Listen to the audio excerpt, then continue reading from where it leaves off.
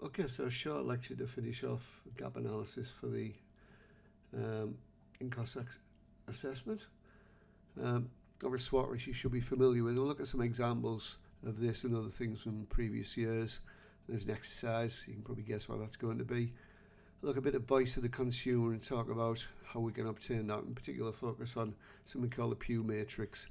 And then skipping quickly over household quality, we'll have another exercise to finish off. The exercises for this will be used directly in your report. Okay, so SWOT. So most people are familiar with SWOT, and the key is to get to the details. So I'm not going to go into details about the various factors here. It depends entirely on your product, of course. If you click on the image, it links to some resources, and much more can be found on the web. We'll have a look at some examples from last year. First one's got some good basic ideas, but it lacks detail. It needs to be more specific. For example, what is meant by high nutritional value? What nutrients does that apply to, and how does this product stand out from its competitors? So not a bad first pass, but it needed more detail. Similarly with this one, again some good general concepts, but lacking detail, and again lacking examples. In this case, the student said that the threats are the same as the weaknesses. That's not really justifiable. They are two different categories. If you're not clear what these are, look up the information that's available online for SWOT. Okay, so here's the exercise. Just work on what I've been talking about the past couple of minutes, how we improve the quality of these analyses, what could make them better, and then start thinking about a SWOT for your product. A SWOT will be a requirement of the ICA, along with Pugh matrix, which we're going to talk about a little bit later on. Okay, here's a much better, more detailed example, which will be much more useful in making a business case. The list of strengths includes several key market drivers, such as the growth of free from. It'd probably be best not to use terms like food fad, which implies a short duration of consumer interest. Weaknesses focus on issues such as limited market and cost of ingredients, which sounds sensible, and the suggestion of expansion to other oat-based products is a good idea. The Oatly range being a good example. There are lots of different products in the Oatly range now. Started as a milk, now there's lots of other things available. Under threats, the idea of marketing ice cream for home consumption seems sensible, because that's how the vast majority of ice cream is consumed these days. Okay, voice of the consumer. It's a term that describes your customers' feedback about their experiences with or expectations for your products and services.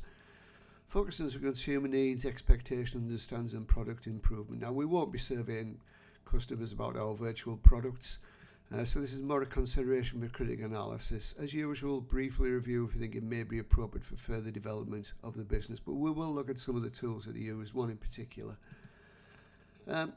Like all effective ways to review a process, voice of the consumer is iterative. That is to say, we learn from feedback and improve quality going forward. As mentioned earlier, we won't be doing survey work, but here's some typical ways in which information can be collected. There might be direct survey work with customers. There might be indirect work reviewing comments on websites and in social networks. It's maybe worth pointing out that text mining data techniques may prove very useful here. Inferred replies to information collected electronically from page views and purchase history and other similar data. Obviously, a lot of this information is collected. If you want to read a little bit more about that, click on the image and it'll take you to a website, which will give you some more background. Okay, one thing we are going to look at is the Pugh matrix. The Pugh matrix is one of the most widely used ways of finding out the best solution once another alternative solutions have been generated. In this case, we're going to use it to compare products. So we're adapting this standard business model a little bit. Its success in its simplicity. It's not very mathematically intensive, it's very simple to use, but it does come up with good solutions which aren't that different from much more mathematically intensive solutions, which we could do, but we require a lot more effort. In this case, as I mentioned, we're using the Pugh matrix to compare related products. Now, there's a video there from LinkedIn Learning, which is a good introduction to the concept, but bear in mind we'll be using a slightly different scoring nomenclature. Okay, here's the spreadsheet we're using, as usual being Blackboard and various other places, and the video linked down here. is a walkthrough of how to use it. As mentioned, our scoring nomenclature is a bit different. 0 for the same as the baseline, plus for better, and minus for worse. There's some examples done by a student last year. Here the baseline criteria left blank. I'll talk about them more in the video.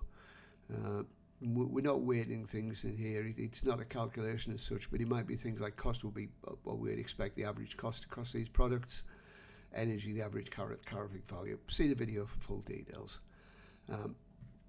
Okay. So that's a practical and useful tool. So we have 2 practical and useful tools there which you'll need for the in-cost assessment report. You need to do a SWOT and you need to do a Pugh matrix analysis.